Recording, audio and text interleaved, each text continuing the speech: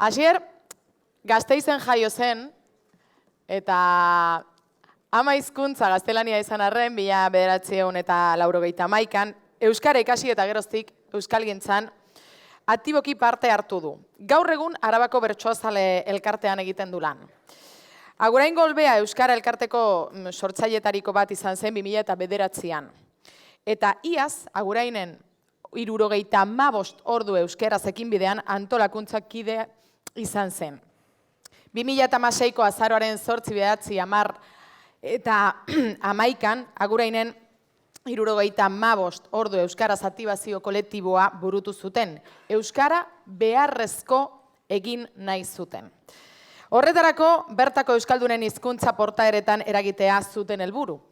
9 hilabetetan, nik 75 dinamika burutu zuten. Euskarari eusteko tailerrak, hitzaldiak, tekniken dekalogoak eta gomendioak zenbait euskarritan. Guk 75 kanpaina ere burutu zuten. Kolektibo, establezimendu eta erakundeen bitartez, erdaldunei proposatu zieten elkarrizketa elebidunak ahalbidetzeko.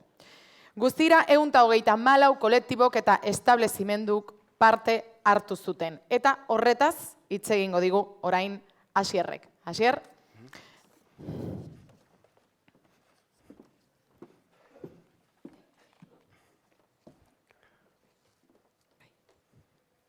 Bueno, egun on, eta eskerrik asko antolakuntzari. Gonbitea luzatzeagatik, hemen aguraingo esperientzia kontatzeko, ez? Egia esan berehala deitu zigutenean, berehala esan genuen baietz, jakin gabe hain plaza handia zenik, hau, ez?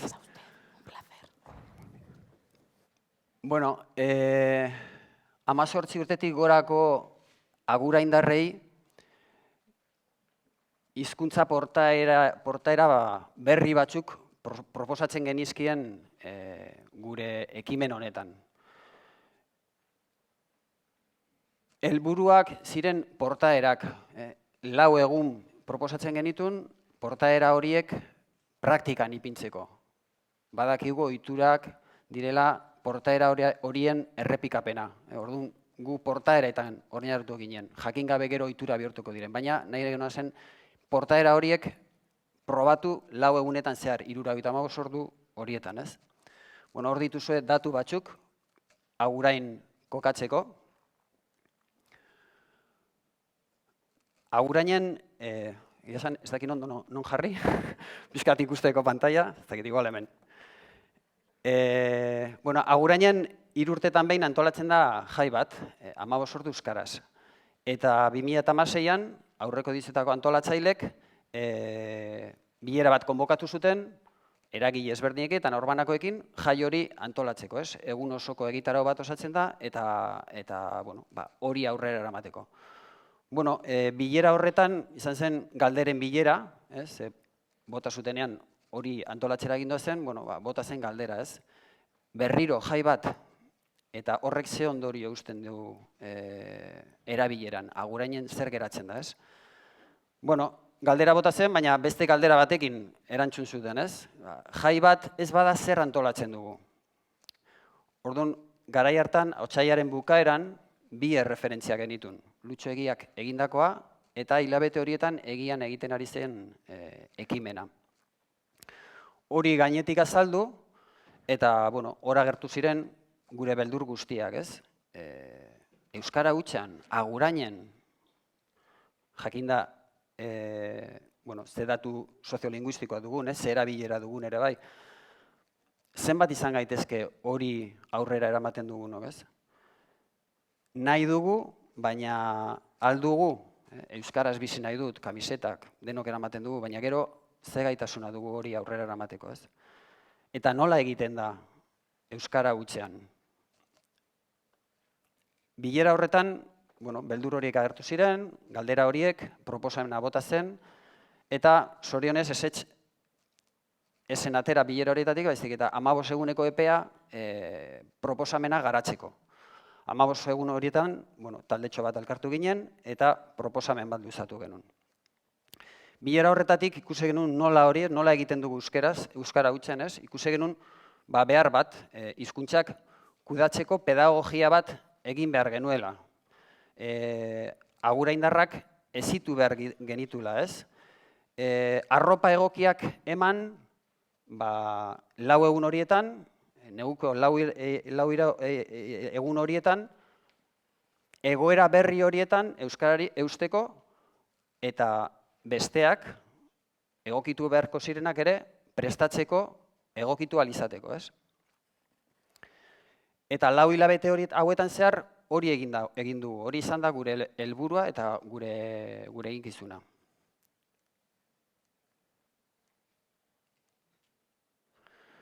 Bueno, behar genuen zerbait, oinarri teoriko bat, esateko, hori egin nahi genuen, baina kontestu bat, ez, plano teorikoan zerbait eusteko proposamenari. Eta Peio Jauregik idatzitako artikulu batean oinarritu ginen, argi aldizkarian argitutakoa, eta Peio Jauregik esandako esaldi batean, ez, konzeptu batean, jendeak erdaratik euskarara jauzi egin dezan, beste remediorik ez duten egoerak sortu behar dira. Erabilerak motivazioa ekarriko du. Eta 3 elemento proposatzen ditu. Egoera bat, urratzaileak, egoera urratuko dutenak, eta egokituko direnak. Orduan, horretan oinarritu, guk egoera bat sortu genuen, akotatu genuen egoera, eta izan zen, 75 sortu euskaraz, azaroak 8, 9, 10 eta 11. Hor, euskara beharrezkoa egin nahi genuen. Horretarako, urratzaileak behar genitun, dagoen egoera aldatzeko, elkar bizitza berri bat proposatzeko, norbaitek apurtu behar zituen arauak, ohiturak, portaera zahar horiek, ez? Horiek aurrengo euskaldun aktiboak izan behar ziren. Beraz, ikusten genuen aktibatu behar genitula. Eta egokituko zirenak, euskaldun pasibo horiek erreza dute, baina hor zertzen zirene erraldunak, egokitu beharko zirenak.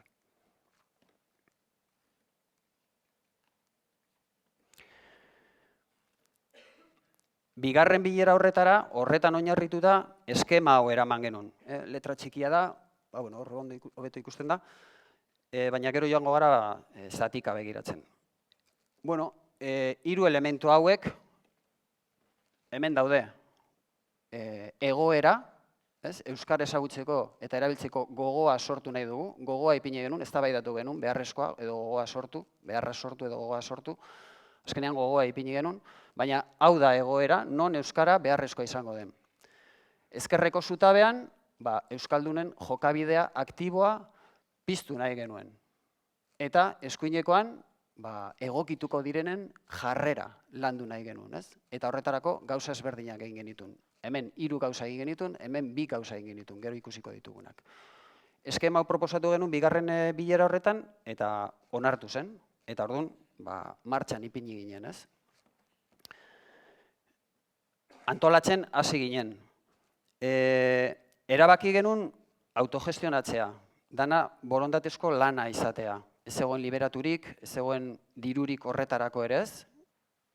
Orduan, lan guztia, egin dugun guztia izan da lan bolondresa. Inorrez dago dedikatuta horretara. Autofinantziatzea ere erabaki genuen. Lehenengo rekurso aukera zen udalean dirua eskatzea aurkeztea proposamena eta elkarlana bilatzea. Tradizionalki ez daukagu oso harreman fluidoa, aguraingo udalarekin, euskalgintza eta ez dago konfiantza bat, ez dago elkarlan bat, eta ikusi genuen urratu behar genuela oraingo egoera bat. Orduan, ez genuen ikusten gure lan bat egiten, konbentzitzen instituzioa horretan sartzeko. Orduan, erabaki genuen horregatik autofinantzatzea. Egia esan, aldundian aukera eduki genuen dirua jasotzeko, baina ezetxe esan genuen, ez genuelako azalpenak eman nahi zergatik aldundia bai, udala bai. Udala ez. Orduan, autofinantzazio totala. Euskara Elkarteri eskatu genion diru apur bat, aguraingo txaranga bati, alorrela lortu genitu 3.000 euro, eta beste 2.000 euro guk finantziatuko genuela, gure autofinantziazioarekin. Aurre ikusten genuen gastu bakarrak izango zirela telpikastarako antolatzea eta inprenta lana. Orduan, 5.000 euro gastatu dugu ekimen honetan. Antolamendu aldetik, lehen aipatu ditugu 3 elementu horiek. Bi helburu, bat Euskaldunak aktibatzea eta alduntzea, eta besteak beste Euskaldunak egokitzea. Horretarako bi talde egin genituen, talde bakoitzean 5-6 lagun, eta bat izan zen Euskaldunak alduntzea eta aktibatzea, hor lanean ibili ziren gauzak egiten, 3 gauza horiek egiten hauek aktibatzeko, bestea izan zen agurain prestatzea, Euskaldunei nolabait alfombra gorri bat ipintzeko eta erdaldunei laguntzeko egoera horretara egokitzen. Beste talde bat komunikazioan, antolakuntzarako ere jendea fitxatu genuen, espreski jakinda zertan lan egiten duten eta zertan diren onak horretarako ekarri, kasetariren bat eta diseinu grafikoan ibiltzen direnak. Eta gero 4 lagun egon ginen dana koordinatzen edo pixkat motor lana egin dugun. Orduan goazen orain pixkat ikusteko zer egin dugun helburu hori lortzeko, Euskaldunen jokabide aktiboa lortzeko. 3 gauza, egin genituen 6 hilabetetan zehar, behin eta berriro errepikatzen, ez? Aurretik aktibazio bat, hemen gaude, taula honetan, gure mapa honetan hemen gaude orain. Aurretik aktibazio bat eskatzen genion, sinatzea aktibazio bat egingo zutela 4 egun horietan zehar. Orduan triptiko bat osatu genuen, eta hor ikusten duzuen bezala ipintzen genuen datuak, baietz esaten baldin bazuten, orduan datuak jasotzen genituen. Kalera ateratzen ginen, momentu ezberdinetan, eta Euskaldunei banan-banan azaltzen genien zer geneukan eskuartean eta zer eskatzen genien. Azaltzerakoan eskatzen genien bere bizitzako arlo guztietan Euskarari eusteko. Horre ematen ziren 2 kasu, batzuk berehala sinatzera, Euskararen alde, benga, guazen bai, pixka kamikaze jarrera hori, denok duguna. Orduan hori frenatzen genituen pixka bat, eta azaltzen genion zer suposatzen zuen, ze portaerak eduki beharko zuten. Eta beste batzuk, konstiente hau izan, bai, eta nola egiten da. Nola egiten den hori, da hasieran aipatzen genuena, eta ziren proposatzen ditugun portaera berri horiek, TELP ikastarotan eta aktibazio ikastarotan ikasten direnak, lehenengo hitza euskara izatea, erdaldunei ere bai, erderaz erantzuten badizute, horrek esan nahi du ulertu dizutela euskarari eutsi, eta elkarrizketa elebidenak sortu. Segi euskaraz, erderaz hitz egiteko eskatzen ez dizuten bitartean, eskatzen badizute euskaraz, gelditu eta egoera aztertu, eta ea ze aukera dauden horri beste modu batean egitea, agian elkarrizketa motxak dira, eta horretarako ez da pasatu behar dere erdara, zure ingorukoekin adostu. Halako portaerak esaten genian modu labur batean, horiek izango zirela 4 egun horietan martxan ipini bat zirenak aktibatzeko. Eta, baietz esaten baldin bazuten, datu base batean sartzen genuen, eta horrekin ja, gero komunikazio bat astero geneukan haiekin, e-mailen eta WhatsAppez bitartez. Txapa bat osatu genuen, baina ez identifikatzeko asmoz, baizik eta alduntzeko asmoz, zen derrigorrezkoa ipintzea, derrigorrezkoa edo identifikatzeko, gero portaerak sustatzeko, zen alduntzeko, hartua dut erabakia, horretarako zen txapa. Hau da bigarren atala, alduntzeko eta aktibatzeko teknika ikasteko. Pixka tipikoa edo denon buruan sartzen dena, 3 TELP ikastaroak edo aktibatzeko tailerrak antolatu genituen, arrakastatxoak izan ziren, 20, 30 lagun, 40 lagun, baina denok dakigu kopuru hori ez dela gu behar genuen zabalkundea, gero zurrunbilo hori edo euskara beharrezko egiteko. Orduan gure erronka izan zen, 3. hau, portaera berria probatzeko gomendioak eman. Formato ezberdinetan, bi liburu hauek eduki genituen txandaka, jendearen artean, irakurtzeko. Redakzio aldetik gomendio batzuk idatzi genituen, eta webgunean ipini genituen. Hortik aurrera, hase ginen ja boletinak egiten, e-mailez eta WhatsAppez zabaltzen. Gomendio guzti horiek laburbildu genituen dekalogo batean, eta jaietako egitarauan agertu zen, mikrobideoak egin genituen dekalogoarekin ere bai, poster bat egin genuen, eta gida bat. Redakzio aldetik, hau izan da guk garatu duguna pedagogia hori egiteko. Gero formatu ezberdinak erabili ditugu, hau zabaltzeko. Gomendio hauek, portaera berri horiek zabaltzeko.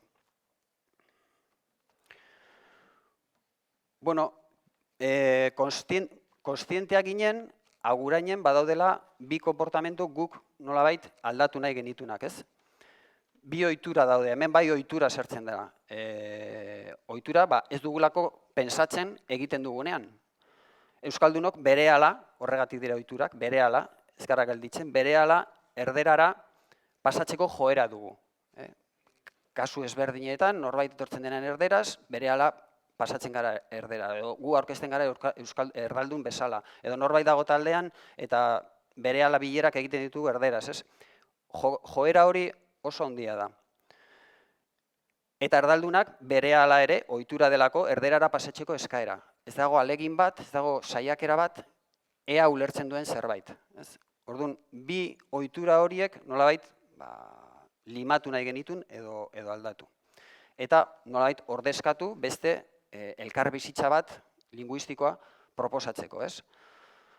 Eta hauek dira biak kanpaina ezberdinetan erabili ditugunak laburbilduta. Egoera edozein delarik ere, egin ezazu euskaraz guztiekin, eutsi euskarari. Hori zen euskaldunentzako mezua, eutsi euskarari.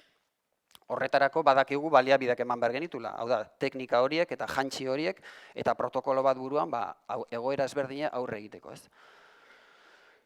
Eta beste kanpaina horretan, guk kanpainaren barruan erdaldunekin intenta entender lo que te dicen euskera, aunque no lo hables, aunque no lo entiendas todo. Hori da erdaldunei eskatzen geniena, edo transmititu nahi geniena. Intenta entender, aunque no lo entiendas todo. Hori oso importantea da, nolabait gizartean dauden privilegio horiek euskarari mesede emateko, ez?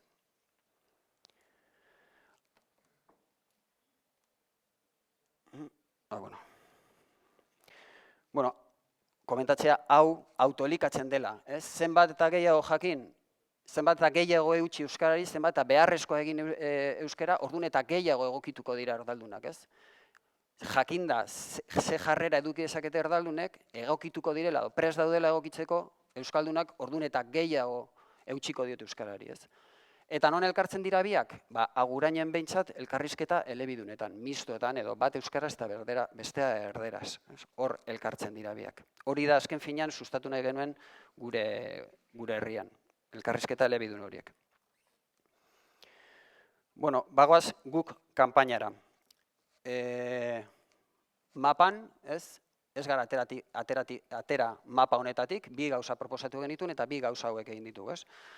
Egokitzeko portaera batzuk sustatu nahi genitun, eta horretarako ez genuen egin euskaldunekin bezala, banan azaldu. Hau erdaldunak hain talde handia zen, gure baliabideak ere mugatuak ziren, eta orduan modu orokorrago batean egin genuen, ez?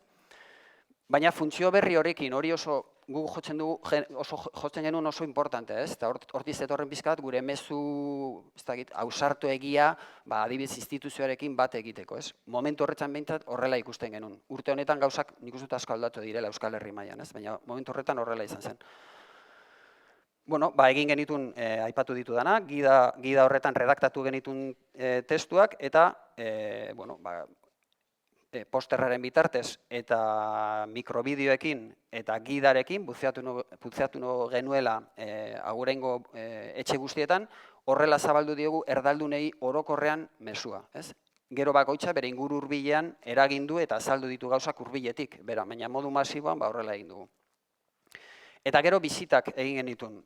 Taldeen bitartez heldu genien erdaldunen ohiturei edo portaera berri horiek sustatzeko, ez? Orduan, merkatariekin, klubekin, elkarteekin eta beste elkarte mota batzuekin, hau eskatu genean, ez? Egia esan, hau da orain ikusita, hau da egokiena helburu hauek lortzeko. Hauek pixkat desbiatzen dira, baina bere momentuan horrela erabaki genuen eta gero horrela egin dugu. Orduan, erdaldunei heltzeko kanpaina hau proposatu genuen eta modu honetan egin dugu. Orduan, joaten ginen, bizitak egiteko, joaten ginen diptiko batekin, azaltzera tokietara, azaltzen genian, okintegi batean edo. Imaginatzen duzu 4 egun hauetan etorriko direla, euskalduna etorriko naizela nik bakarrik euskaraz hitz egingo dizut eta zu, jakinda erdalduna zarela, gai izango zara hartatzeko, muga ezen haiek euskara jakitea, baizik eta gai izatea nik euskaraz eskatzen baldin manuen haiek hartatzeko. Ez eskatzea erderara pasatzeko, hori zen helburua. Orduan, horrela galdetuta, simple, ikusten baldin bazute posible, orduan, baietz esatu zuten eta kanpainaren barruan sartzen ziren. Orduan, guk ere, datu base bat osatzen genuen, haiekin komunikazioa, gomendioak emateko, sortu genuen olako poster moduko bat, edo taula bat, hor bagindua zen sartzen, komerzio horiek, elkarte horiek, nola publizitate ere haiei egiteko, eta euskaldunek jakiteko leku horietan ez zietela eskatuko erderaz hitz egiten. Mapa bat egin genuen, helburu berberarekin, eta bizitetan ematen genien txartela hau, ipintzeko ikusgai, euskaldunek jakiteko. Eta horrela, hau errepikatu dugu 6 hilabetetan zehar. 250 kolektibo elkarte erakunde identifikatu genituen, 154 bizita egin ditugu, eta 124 komerzio elkarte eta erakunde sartu dira guk kanpainaren barruan.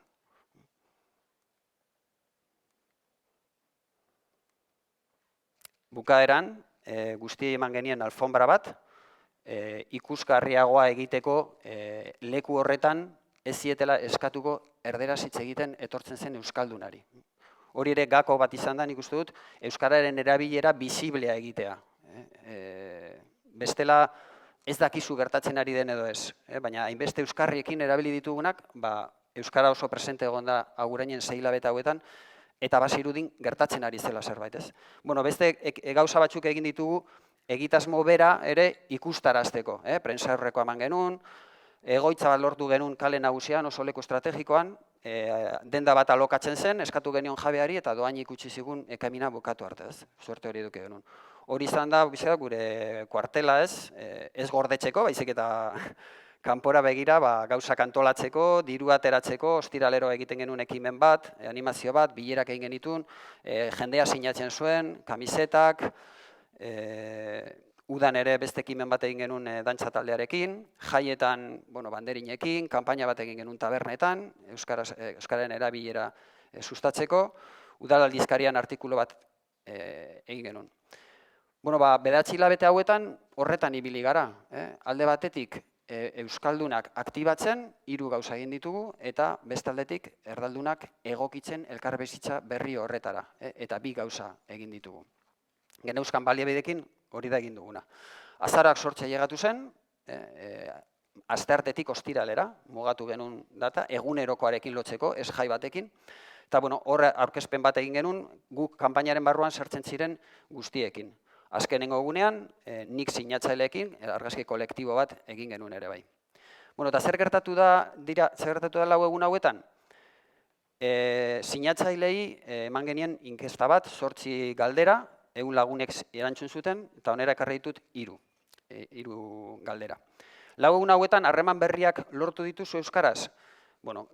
Eskatzen genien bere bizitzako arlo guztietan, ea non lortu dituzen harreman berriak, ez?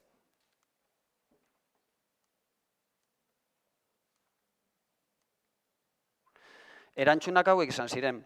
Eta, honekin ikusten da, halako ekimenek balio dutela hizkuntza mudantzak gertatzeko.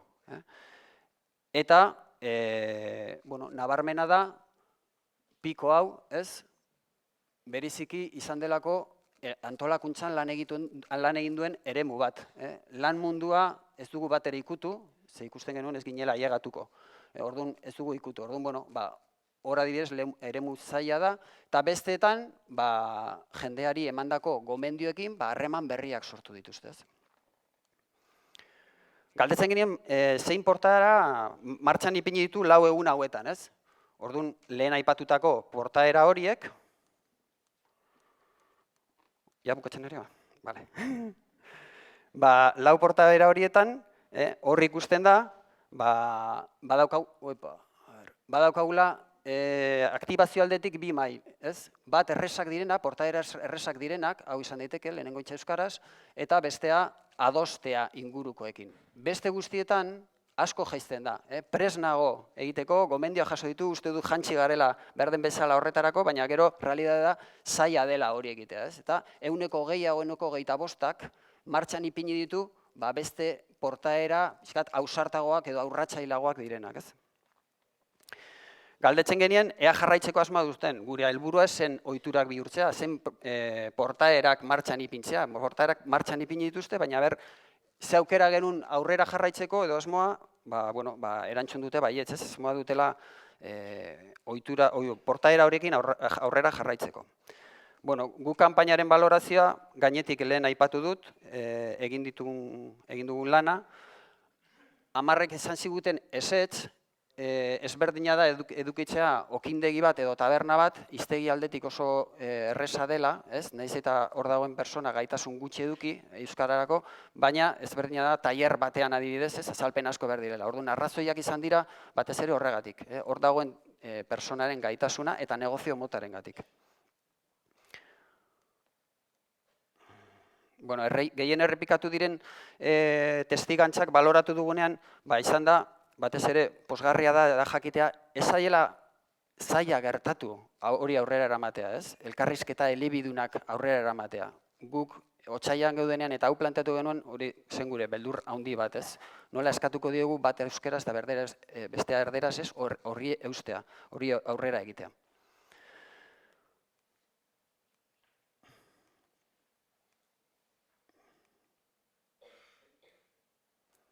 Erdaldunengan uste dugu eragin dugula.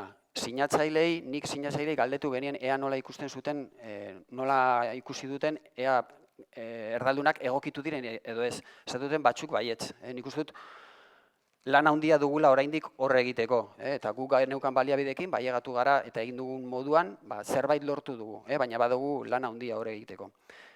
Eta erdaldunak oso garrantzitsu direla.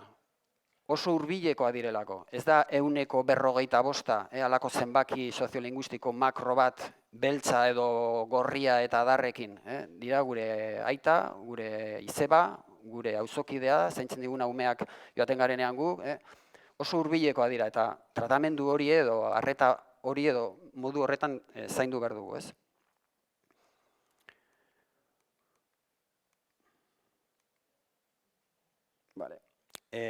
Hasieran aipatzen genuen, jai batek usten dituen ondorioak zeintzu dira, eta beste zerbait antolatu nahi genuen, horretarako ere antolatu dugu, ez? Uste dugu, geratu diren ondoriak, uste dugu, galderketa erakusten digu, aldunduta eta aktibatuta geratu direla aguraindar batzuk. Beste aldetik, inertzia bat sortu dugu herrian. Erabili nahi dugunok, nik dut ulertuago garela. Ulertzen dute guk euskaraz nahiago dugula, bakarrik euskaraz egingo dugula, eta haiek prest daude ere moldatzeko egoera horretara. Inertzia bat sortu dugu kanpaina honekin, ez? Oraingo euskalgintza ere aktibatuta geratu da. Egia zen pizkat plof geuden, ez? Ez dakit, hainbeste txistorrada, poteo, txokolatada, jaiak, berriro, ez?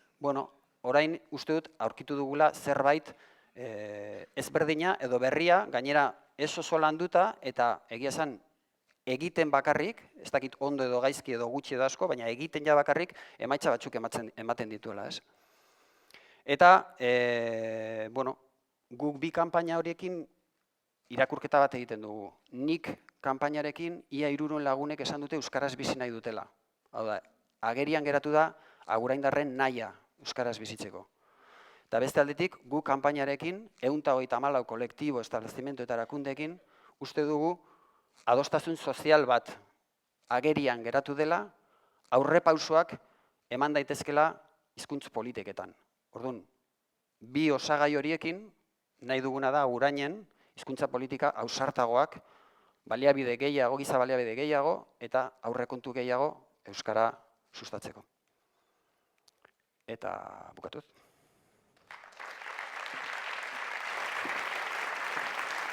Mila esker, Asier.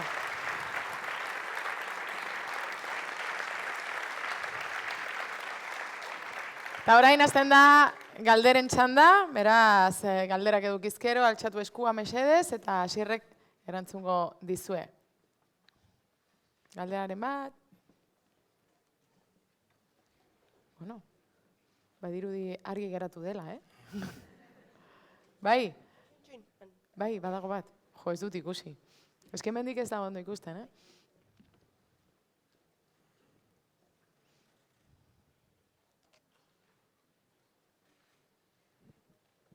Ipa, unon, galdera motx eta laburre, eta nik uste asko interesatuko zaiguna izango ala. Informazio hau dena nunbait baukeu berriz lortzeko mun, guain alik eta punte gehien hartu ditut, baina...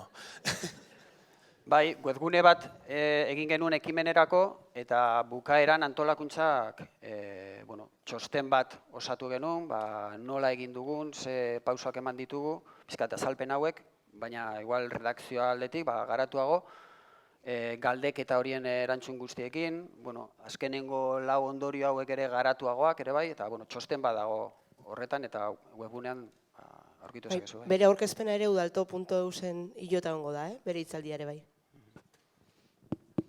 Galdera gehiagorik? Ez. Udalto.eus. Eta zuena? Aber, zuen webgunean izena gati galdetzeu hemen. Agurainen euskaraz, WordPress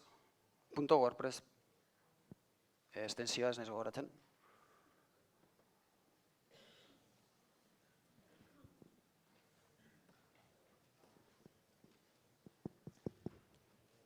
Bai, Ez da hogei jo? ez da hogei hau. Ez? Bai, amaitu eskerrik asko, Asier. Eskerrik asko. Ta